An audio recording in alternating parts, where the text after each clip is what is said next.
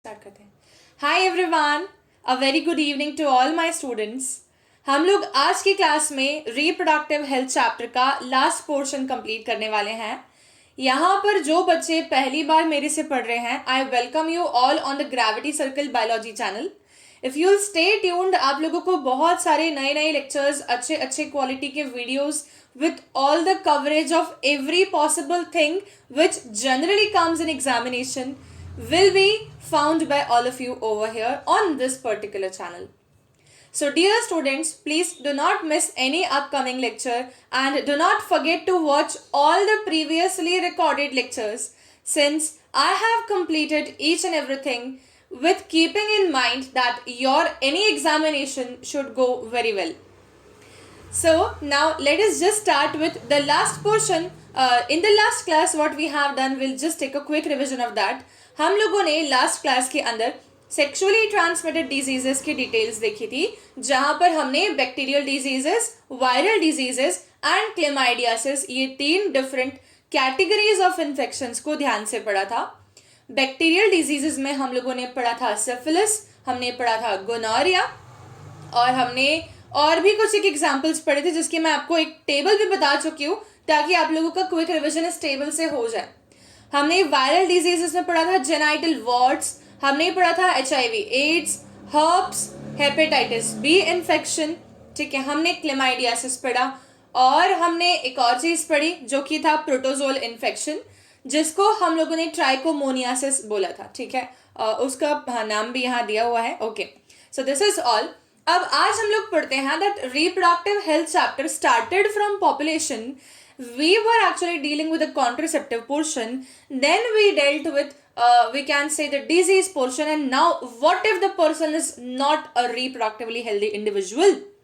अगर कोई व्यक्ति रिप्रोडक्टिवली हेल्दी नहीं है बॉडी के फंक्शंस के कारण से, चाहे वो एनाटॉमिकल प्रॉब्लम्स हो, चाहे वो फिजियोलॉजिकल प्रॉब्लम्स हो, अगर एक कपल रिप्रोडक्टिवली हेल्दी नहीं है तो क्या चांसेस हो सकते हैं? तो हमने देखा था कि बेसिकली रिप्रोडक्टिव एज के अंदर sexual intercourse in we will say the period which was very much optimum for person to get pregnant, ठीक है। जिस पीरियड को हमने कहा था एक अनसेफ पीरियड, अगर आप लोगों को याद हो तो, जिसको फर्टाइल पीरियड भी बोल रहे थे हम लोग कंसेप्शन के रिस्पेक्ट में, ठीक है। अगर इंसान जो है वो अनप्रोटेक्टेड सेक्सुअल इंटरकोर्स के बावजूद में भी अगर कंसीव नहीं कर पाता है तो क्या हम उसको इमीडिएटली इनफर्टाइल बोल दें? तब हम बोलेंगे no, this is not a correct definition. तो फिर इनफर्टिलिटी का मतलब क्या होता है?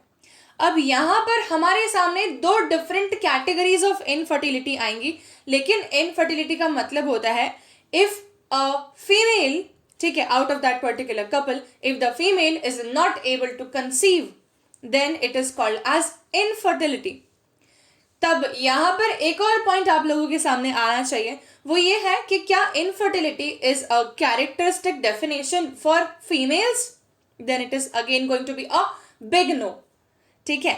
वी ऑलवेज डू से, हम हमेशा बोलते हैं that infertile is one couple, ठीक है। Infertility can be a character of by, it can be male, it can be female, it can be anyone who can be infertile, ठीक है। तो इनफर्टिलिटी दोनों में हो सकती है, इसीलिए कपल को इनफर्टाइल बोला जाना चाहिए।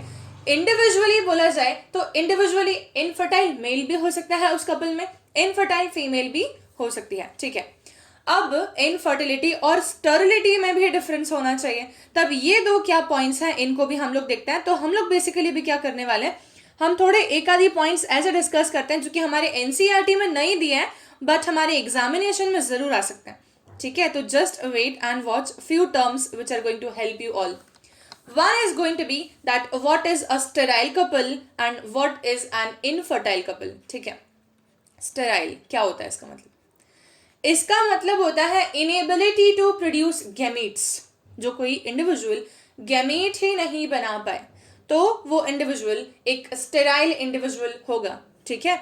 तो यहां पर हो जाएगा इनेबिलिटी टू प्रोड्यूस गैमीट, जो कि मेल के केस में स्पर्म और फीमेल के केस में सेकेंडरी ओसाइट होगा, ठीक है। सेकेंड आता है हमारे सामने, वो है इनफर्टिलिटी। इसका क्या मतलब है, ठीक है, ध्यान से देखोगे तो inability to conceive is called as infertility.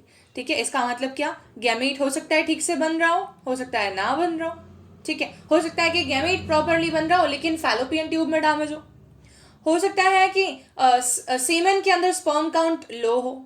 ठीक है, इनफर्टिलिटी इनेबिलिटी टू कंसीव होती है, जो कि अधिकतर एक रीजन से नहीं, मल्टीपल रीजंस के कारण से हो सकती है। ठीक है, तो inability to conceive is called as infertility.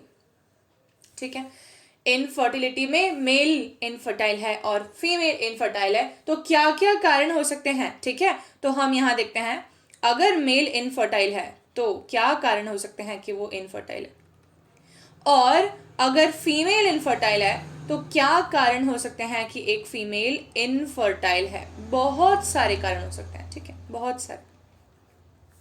Male infertility के कारणों में से एक रीजन आता है, वो आता है टेस्टिस का डिसेंट ही नहीं होना स्क्रोटम में, जो कि एम्ब्रियोनिक लाइफ के 7th में, हम बोलेंगे फीटल लाइफ में, जब बेबी मदर के वोम्ब में है, यूट्रस में है, तब 7th मंथ चल रहा होता है जब बेबी का, तब बेबी के टेस्टिस, अगर वो मेल बेबी है तो टेस्टिस डिसेंट होकर स्क्रोटम में आ जाने चाहिए। पर अगर ऐसा नहीं हुआ तो हम डिजीज कंडीशन को बोलेंगे क्रिप्टो ऑर्किडिज्म। क्या बोलेंगे, क्रिप्टो ऑर्किडिज्म। इसके कारण से भी मेल इनफर्टाइल हो सकता है। अब मेरे को एक बात बताओ, क्या क्रिप्टो ऑर्किडिज्म में इंडिविजुअल को इनफर्टाइल बोलना चाहिए कि स्टेराइल बोलना चाहिए। तब ये वाला पॉइंट बहुत समझ के देखना। क्रिप्टो ऑर्किडिज्म का मतलब है दोनों ही टेस्टिस जो है वो डिसेंट नहीं हुई, तो इसको मैं स्टेरिलिटी बोलूंगी, ना कि इनफर्टिलिटी। लेकिन हमारे काफी सारे टेक्स्ट बुक में क्रिप्टो ऑर्किडिज्म इनफर्टाइल में दिया हुआ होता है, इसलिए मैंने लिखा। मैं टू बी मोर स्पेसिफिक बताती हूँ क्या सीन होना चाहिए। मैं बोलूंगी मोनो ऑर्किडिज्म अगर है मेल में, मतलब कि एक टेस्टिस डिसेंट होके आ गई स्क्रोटम में और एक टेस्टिस डिसेंट होके स्क्रोटम में नहीं आई, तब जो नॉर्मल स्पर्म काउंट होना चाहिए था उससे मतलब बहुत रिड्यूस्ड स्पर्म काउंट आएगा, और अगर कम स्पर्म काउंट आएगा सीमेन में तो मेल हो जाएगा इनफर्टाइल। ठीक है, तो ये तुम्हारे को एक तार्किक बात बताई मैंने, एक कंसेप्चुअल बात बताई। हो सकता है कि तुम्हारे सामने क्रिप्टो ऑर्किडिज्म भी इनफर्टिलिटी में लिख दो तो भी पूरे मार्क्स मिल जाए। ठीक है, क्योंकि वो लोग उतना डेप्थ में जाके नहीं सोच रहे, लेकिन हम लोगों को बहुत दिमाग लगा के सोचना होता है। तो क्रिप्टो ऑर्किडिज्म का मतलब स्टर्लिटी से ज्यादा होना चाहिए, और मोनो ऑर्किडिज्म में इनफर्टाइल होता है मेल मोस्टली। ठीक है, नेक्स्ट देखते हैं हम लोग। अगर मैंने कहा secretions of all the glands are not proper, ठीक है, सेमाइनल वेसिकल की सिक्रेशन प्रॉपर नहीं है, प्रोस्टेट के सिक्रेशन प्रॉपर नहीं है। ठीक है, और मैंने बोला कि बल्बो यूरिथ्रल ग्लैंड के सिक्रेशन प्रॉपर नहीं है। अगर ये तीनों सिक्रेशंस प्रॉपर नहीं है तो सीमेन प्रॉपर तरीके से नहीं बनेगा, और अगर सीमेन प्रॉपर नहीं है तो हो सकता है कि स्पर्म उसके अंदर जो है वो या तो न्यूट्रिशनल डेफिशिएंसी फेस करे, ठीक है, या और भी बहुत सारी चीजें पॉसिबल हो सकती हैं। तो हम ग्लैंड्यूलर रिलेटेड डिफिकल्टीज भी यहाँ पर काउंट करेंगे। ठीक है, तो glandular abnormalities in case of male, ये भी एक रीजन हो सकता है इनफर्टिलिटी का। ठीक है, अब आजकल के बेसिक जो हम देखें इनफर्टिलिटी के चांसेस, एविडेंसेस बहुत बढ़ गए हैं। उसके मल्टीपल रीजंस में से one of the most prominent reason is wearing very tight clothes. ठीक है, wearing very tight undergarments, that is one of the cause of male infertility mainly. Reason that हम सब जानते हैं that testicles are located in the scrotal area, right? अब scrotal area में testicles अगर continuously compressed रहेंगे तो कंप्रेस्ड चीज में ज्यादा हीट जनरेट होती है, और अगर हीट जनरेशन ज्यादा हो रहा होगा तब स्पर्मेटोजोआ हीट में डिस्ट्रॉय हो जाते हैं, और इस कारण से भी हम बोलेंगे मेल इनफर्टिलिटी के चांसेस बहुत प्रोमिनेंट है। ठीक है, तो हम बोलेंगे wearing tight undergarments, this is one of the most prominent reasons. Okay, wearing tight undergarments. Then one more thing is that alcohol intake. ठीक है, तो if a person is taking alcohol in the early ages, in the teenage, and consistently dependent on alcohol, or the intake is very high, in such cases body के अंदर fat deposition चालू हो जाता है। ठीक है, जो भी अल्कोहलिक पेशेंट होगा ना, उसका आप लोगों को थोड़ा सा स्टमक भी बाहर निकला हुआ दिखेगा। To be very frank and honest, stomach में फैट डिपोजिशन ज्यादा होता है। लिवर में फैट डिपोजिशन ज़्यादा होता है, और अगर फैट सर्कुलेटिंग फैट ज़्यादा है तो टेस्टिकल्स में भी फैट ज़्यादा पहुंचेगा। और अगर ऐसा हो रहा है तो हम बोलेंगे कि फैट हीट जनरेटिंग होता है, और ज़्यादा हीट बॉडी में जनरेट होगी तो स्पर्मेटोजोआ फिर से डिस्ट्रॉय हो जाएंगे। ठीक है, तो alcoholism can also lead to infertility, one of the reasons. ठीक है, etcetera, there can be many reasons. ठीक है, देयर कैन बी एसटीडीज और urinary tract infections may also lead to infertility. ठीक है, UTIs if untreated, UTIs if untreated can also lead to infertility in case of male। और ये जो मैंने reasons लिखे हैं ना, इसके अलावा और भी बहुत सारे हो सकते हैं, life style abnormalities, food, unhealthy diet and many other reasons. ठीक है, stress, oh how can we forget that, stress is one of the major reasons of infertility in case of both male and female, both।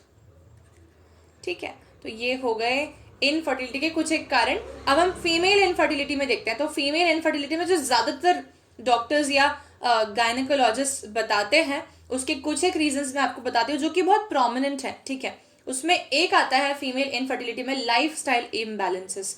सबसे pronounced reason है ये, life style improper अगर है तो, जैसे कि नो एक्सरसाइज। ठीक है, नो एक्सरसाइज, अगर कोई एक्सरसाइज नहीं है तो फीमेल्स जो हैं वो इनफर्टिलिटी का शिकार हो जाती हैं, क्योंकि नो एक्सरसाइज, कैंड फूड खाना। ठीक है, कैंड फूड समझते हैं सभी लोग, जिसको हम बोलेंगे जैसे कि बना बनाया रेडी टू ईट वाला। एग्जाम्पल तो नहीं दे रही क्योंकि ब्रांडिंग हो जाएगी यहाँ पर हाँ, कैंड फूड सब समझ गए हैं। और जंक फूड हो गया है ना, और कोल्ड ड्रिंक्स हो गए, ये सब चीज़ें जो हैं these are going to cause some kind of abnormalities in the functioning of normal gonads, ovary की फंक्शनिंग अफेक्ट होगी। ठीक है, तो कैंड फूड मैं लिख देती हूँ यहाँ पे, कैंड फूड। ठीक है, ओके, जंक फूड एक्सेट्रा, है ना। This a case of both male and female infertility, लेकिन ज़्यादा अफेक्ट फीमेल होती है इससे।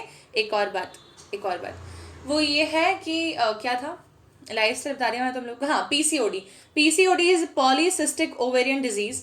ये एक ऐसी डिजीज है जो कि आजकल बहुत प्रोमिनेंटली देखी जा रही है काफ़ी फीमेल्स में, leading to obesity as well. ठीक है, और अगर थायराइड इम्बैलेंसेस हैं, हाइपोथायराइडिज्म है, तो भी फीमेल इनफर्टाइल हो सकती है। मतलब कि हार्मोनल डिस्टर्बेंसेस के कारण भी फीमेल में इनफर्टिलिटी हो सकती है, हार्मोनल इम्बैलेंसेस। ठीक है, इसके अलावा ट्यूबल एबनॉर्मलिटीज, मतलब कि फैलोपियन ट्यूब में ब्लॉकेज है, फैलोपियन ट्यूब इम्प्रॉपरली फंक्शन कर रही है, तो भी फीमेल में इनफर्टिलिटी होती है, ट्यूबल एबनॉर्मलिटीज। ठीक है, और एक और आता है एंडोमेट्रियोसिस। एंडोमेट्रियोसिस का मतलब क्या होता है? एंडोमेट्रियोसिस क्या होता है बताओ? यूट्रस जो होता है, यूट्रस में हम लोग बोलते हैं बाहर होती है पेरीमेट्रियम, फिर होती है मायोमेट्रियम, और फिर होती है एंडोमेट्रियम। Perimetrium, myometrium, endometrium. हम सब जानते हैं कि एंडोमेट्रियम अंदर की तरफ होती है।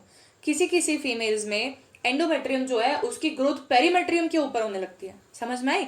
मतलब कि अगर मैंने बोला लेट अस जस्ट रफली imagine that this is structure of uterus, बहुत रफली इमेजिन करा रही हूँ, तब ये पेरीमेट्रियम थी मान लेते हैं, और फिर मैंने कह दिया कि ये हो जाती myometrium, just let us just suppose this is myometrium. ठीक है, और मैंने बोल दिया होता कि ये अंदरूनी वाली हो गई है एंडोमेट्रियम। ठीक है, मैंने बोल दिया ये अंदर वाली हो जाती एंडोमेट्रियम। ठीक है, तब एंडोमेट्रियम को अंदर होना चाहिए था, एंडोमेट्रियम थोड़ी थोड़ी बाहर ग्रो होने लग जाती। अगर ऐसे कोई केसेस में हम बोलते हैं डिजीज का नाम हो जाता है एंडोमेट्रियोसिस। ठीक है, व्हेन, यहाँ लिख देती हूँ मैं, when the inner tissue grow on wall of uterus,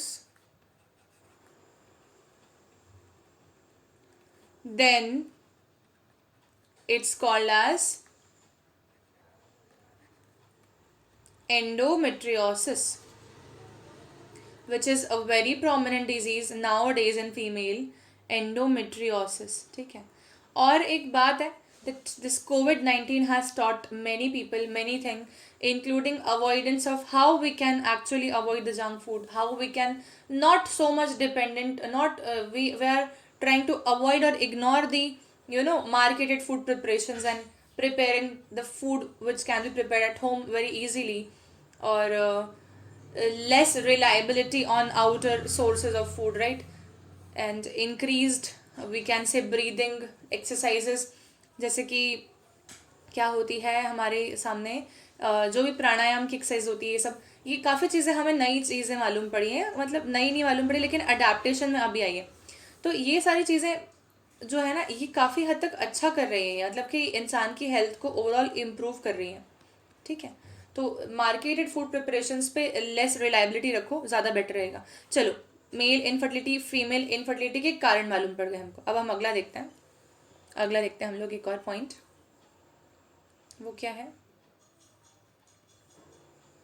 1 second. हाँ, एक होता है क्या एक कपल जो है वो इनफर्टाइल है, तो कपल की इनफर्टिलिटी को कैसे एक्सप्लेन करें, उसको हम एक लाइन में डिफाइन करते हैं। इनफर्टिलिटी, ये WHO के अकॉर्डिंग डेफिनेशन है। किसी भी प्रकार के कोचिंग इंस्टीट्यूट के मॉड्यूल की डेफिनेशन नहीं दे रही हूँ मैं, उसका रीज़न ये है कि WHO के डेफिनेशन अलग है। WHO ऐसा बताते हैं that inability to conceive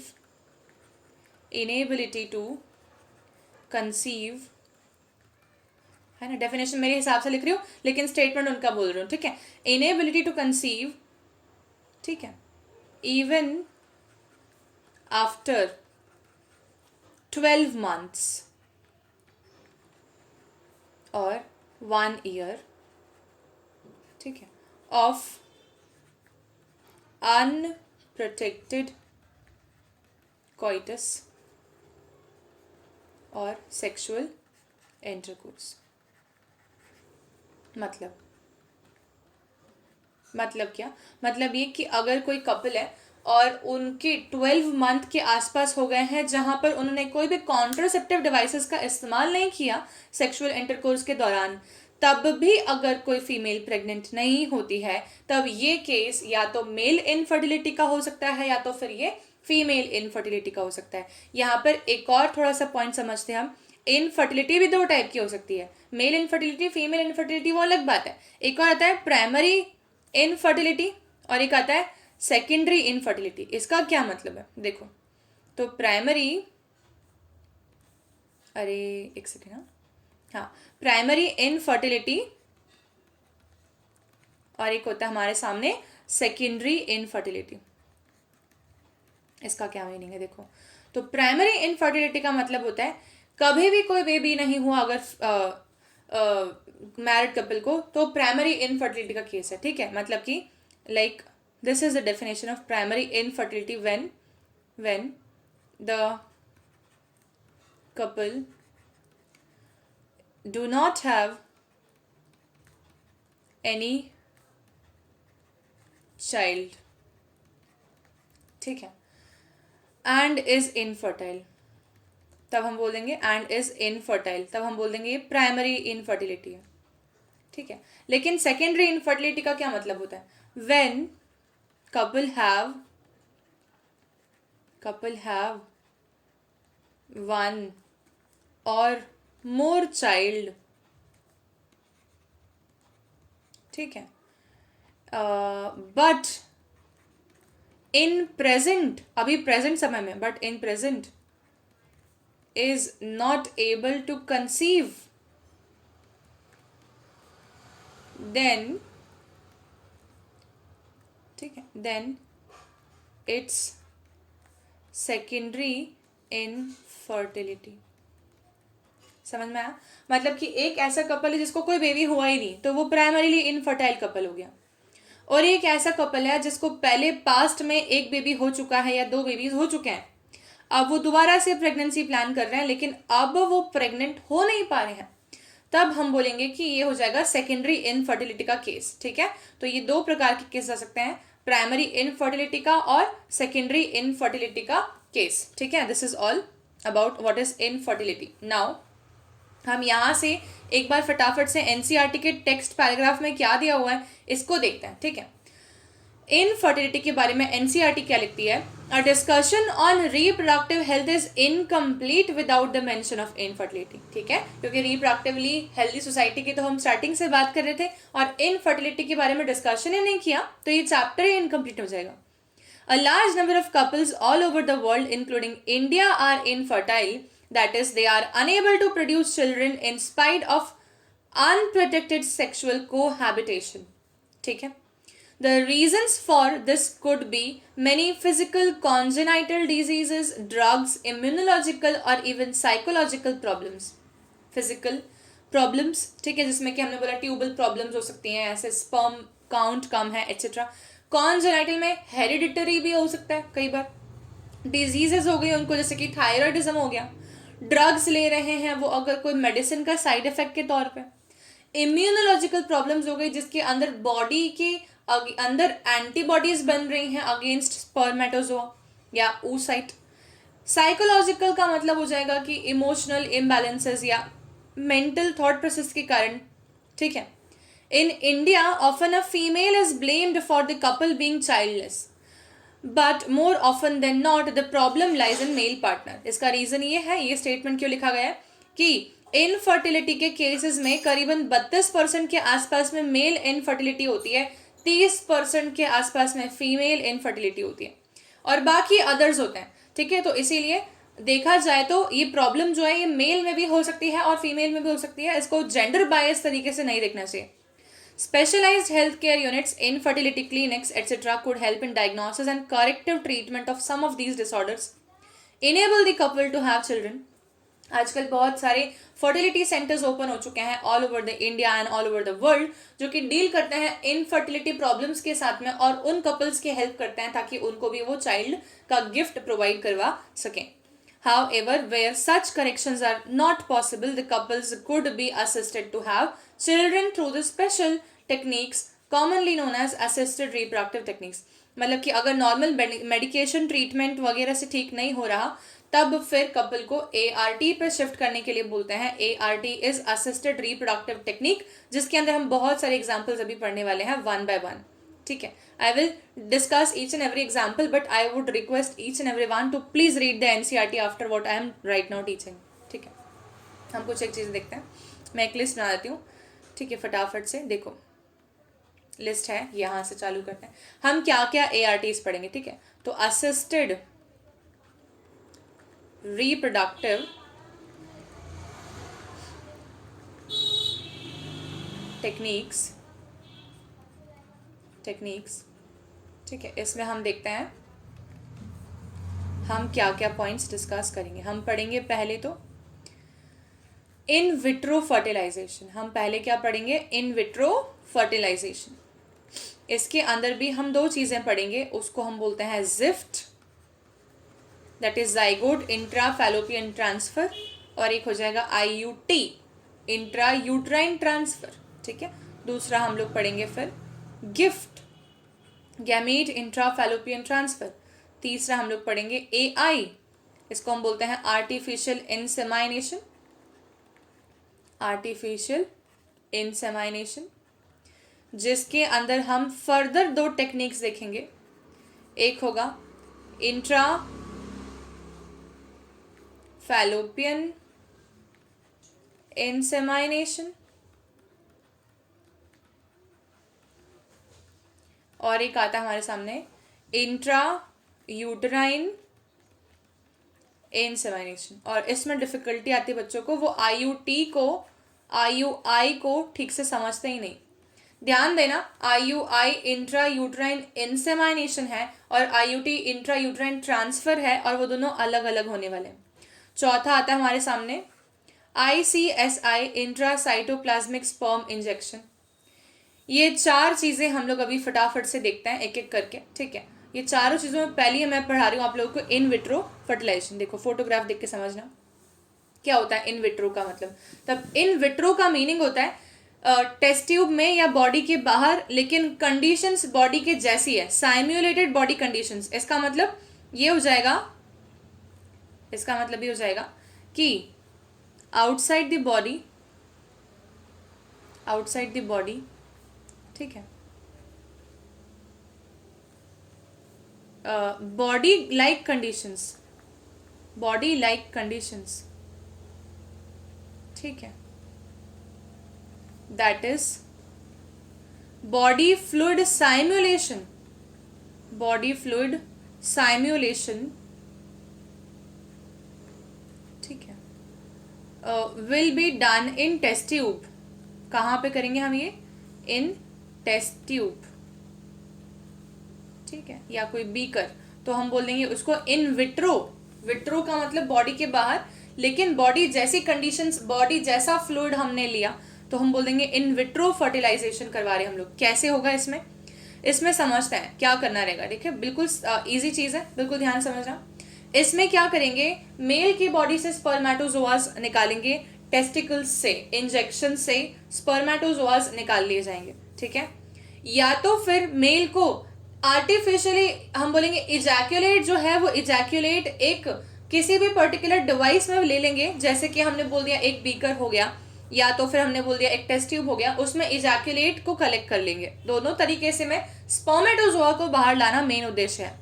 spermatozoa जैसे ही बाहर आ जाएंगे, वैसे ही सेकेंडरी oocyte को भी बाहर लाना पड़ेगा। अब सेकेंडरी oocyte हर समय अवेलेबल नहीं हो सकता, ठीक है, तब क्योंकि वो एक प्रॉपर साइकिल के दौरान बीच में बनता है, ठीक है, उसकी लाइफ 24 आवर्स की होती है। ऐसे केस में नियर टू ओव्यूलेशन, या हम बोलेंगे मेंस्ट्रुअल साइकिल के खत्म होने के तुरंत बाद ही फीमेल के अंदर फॉलिकुलर स्टिमुलेटिंग हार्मोन का इंजेक्शन लगाया जाएगा, जानबूझ के सुपर ओव्यूलेशन कराने के लिए। इसका मतलब हर फीमेल में एक मेंस्ट्रुअल साइकिल में एक ही सेकेंडरी oocyte बनता है, लेकिन बाहर से इंजेक्शन ज्यादा देंगे, अगर हार्मोन का FSH ज्यादा बढ़ जाएगा तो एक से ज्यादा जो है फॉलिकल ग्रोथ फेज में एंटर हो जाएगा और हमें एक से ज्यादा सेकेंडरी oocyte मिलेगा, ठीक है।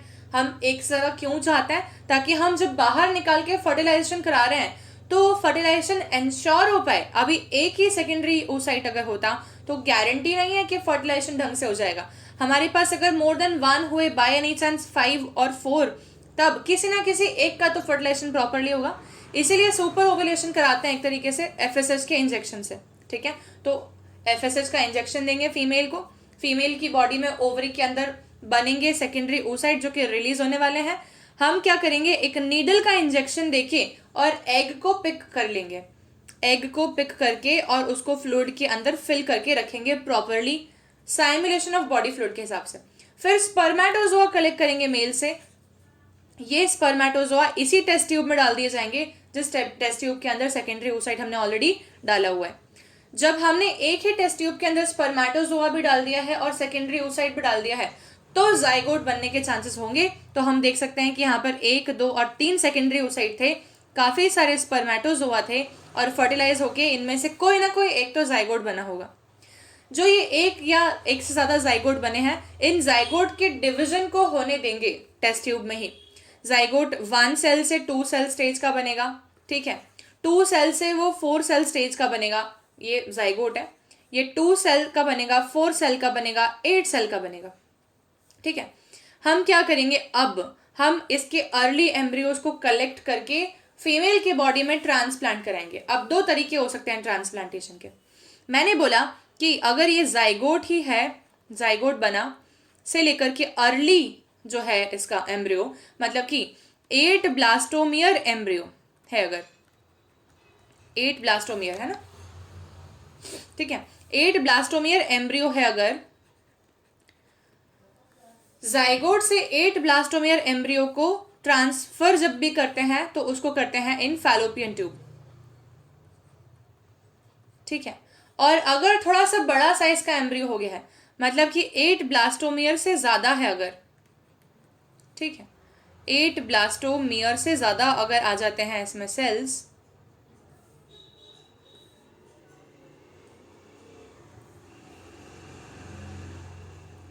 मोर देन 8 ब्लास्टोमियर, जब इसको ट्रांसफर करेंगे हम लोग यूटरस में। समझ आ गया सभी को? तो ये करेंगे हम लोग, इसको हम लोग बोलते हैं इन विट्रो फर्टिलाइजेशन, जिसमें कि 2 चीज़ें हमने पढ़ी। क्या क्या पढ़ी हमने बता दो? हमने पढ़ी है कि क्या करा हमने, हमने लिया ओवा, ठीक है, हमने लिया स्पर्म, हमने कहाँ लिया इनको, हमने लिया इनको टेस्ट ट्यूब में, ठीक है, टेस्ट ट्यूब में लिया, ठीक है, टेस्ट ट्यूब में क्या हुआ, फर्टिलाइजेशन हुआ, फर्टिलाइजेशन होके क्या बना, जाइगोट बना। इतने प्रोसेस को क्या बोल देंगे, इतने ही प्रोसेस को बोल देंगे इन विट्रो फर्टिलाइजेशन। क्या बोल देंगे, इन विट्रो फर्टिलाइजेशन, ठीक है। अच्छा, फिर क्या करा, फिर ये एग जो है, इस ये जाइगोट जो बना है, इसकी दो पॉसिबिलिटी हो सकती है, या तो हम जाइगोट से लेके अप टू 8 ब्लास्टोमियर ग्रो करने दें, ठीक है, अप टू 8 ब्लास्टोमियर हम इसको ग्रो करने दें,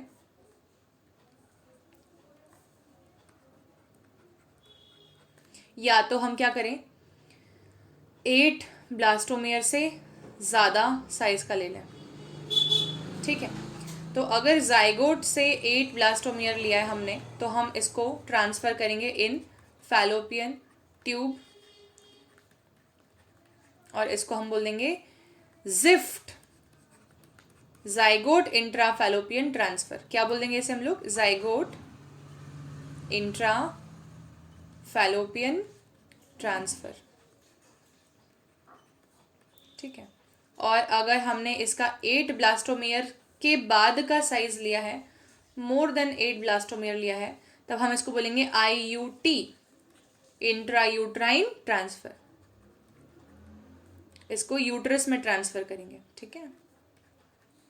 okay, so this is done. And इस पूरे प्रोसेस को, इस जो हमने बाद का पढ़ा, जो मैंने येलो में लिखा है, इस पूरे को क्या बोलोगे, जैसे कि इसको तो हमने इन विट्रो फर्टिलाइजेशन बोला था, इसको क्या बोलोगे, इसको बोलोगे एम्ब्रियो ट्रांसफर टेक्निक। क्या बोल देंगे हम इसको, एम्ब्रियो ट्रांसफर, ठीक है। सो दिस इज ऑल। देखो ध्यान से अब इसको, जो हमारा फर्स्ट पैराग्राफ एनसीईआरटी में दिया हुआ है, यहाँ से पढ़ते हैं, ठीक है। इन विट्रो फर्टिलाइजेशन, देखना, हाँ, in vitro fertilization, fertilization outside the body in almost similar conditions as that in the body, वही simulation of body fluid बताया था, followed by what, embryo transfer is one such methods. In this method popularly known as test tube baby program, इसको क्या बोलते हैं, test tube baby program, ova from the wife donor and sperm from the husband donor male are collected, induced to form zygote under simulated conditions in the laboratory. The zygote or early embryo with 8 blastomere could be transferred into the fallopian tube, zift बोल देंगे, and embryo with more than 8 blastomere transferred into the uterus, IUT बोल देंगे, to complete the further development. Embryos formed by in vivo fertilization can also be used for such transfers. अब क्या मतलब है कि एक तो हमने टेस्ट ट्यूब में कराया है, तो इसको हम बोल देंगे इन विट्रो फर्टिलाइजेशन, लेकिन कई बार ऐसा होता है कि टेस्ट ट्यूब में नहीं करवाते हुए और एम्ब्रियोज को बॉडी में ही बनने देते हैं और उसके बाद ट्रांसफर करवा देते हैं किसी दूसरे फीमेल के अंदर, सरोगेसी भी ऑब्टेन कर सकते हैं ऐसे, ठीक है।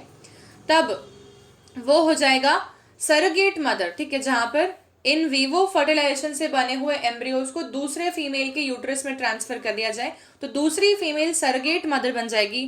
वो मतलब नेचुरल मदर नहीं है, बायोलॉजिकल मदर नहीं है, लेकिन हाँ उनके बॉडी में ग्रो हो रहा है, ठीक है।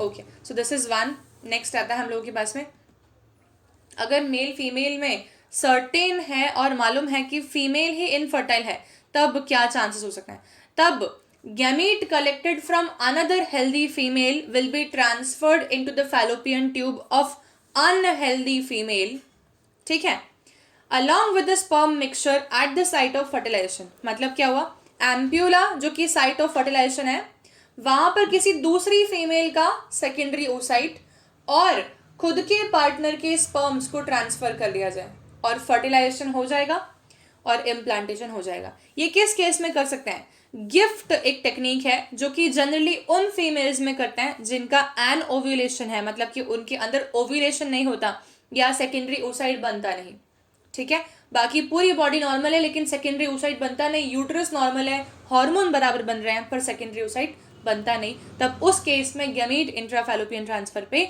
जा सकता है इंसान, ठीक है। सो this is done when female is infertile, when female is infertile, ठीक है। क्या करेंगे इसमें, ओवा from healthy female is transferred ova from healthy or donor female is transferred in fallopian tube of unhealthy, इसका मतलब इनफर्टाइल है, infertile female along with mixture of sperms, ताकि फर्टिलाइजेशन वहीं के वहीं हो जाए। ठीक है, आगे समझ में। इसको बोल देते हैं गैमीट इंट्राफैलोपियन ट्रांसफर, इसको बोलते हैं गिफ्ट। नेक्स्ट एक और आता है, वो ये होता है कि अगर हम बोलेंगे कि मेल के अंदर इरेक्टाइल डिसफंक्शन है, मतलब male is not able to erect the penis during sexual cohabitation.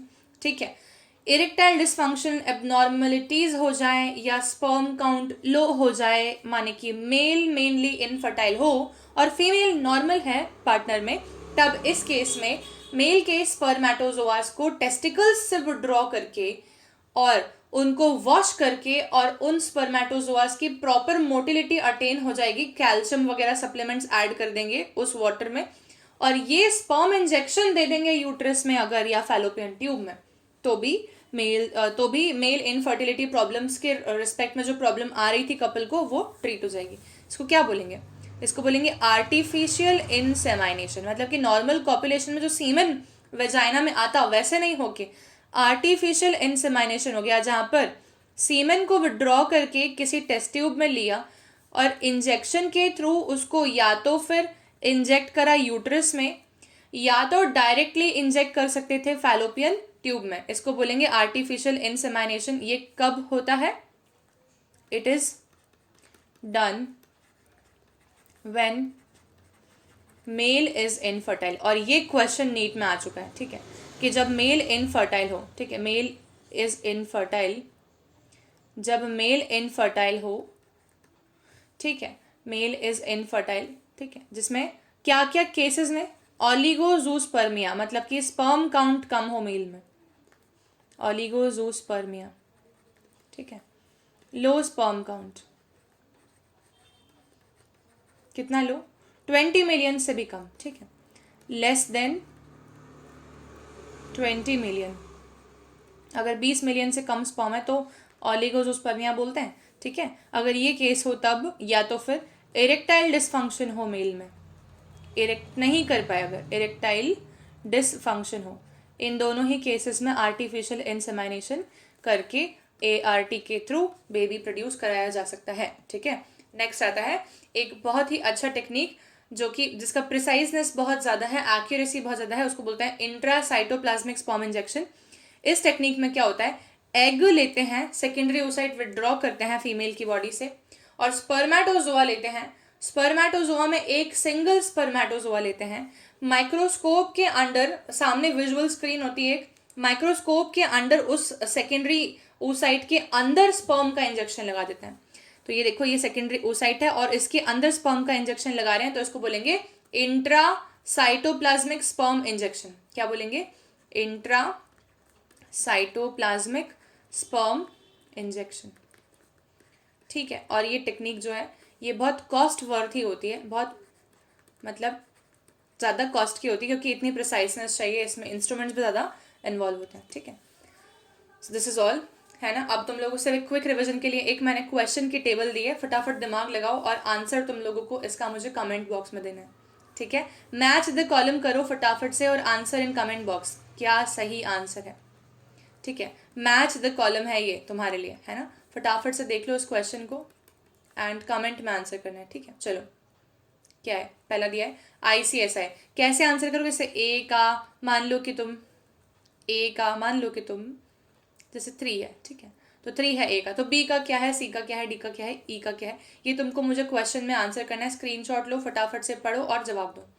चलो, so this is done, okay.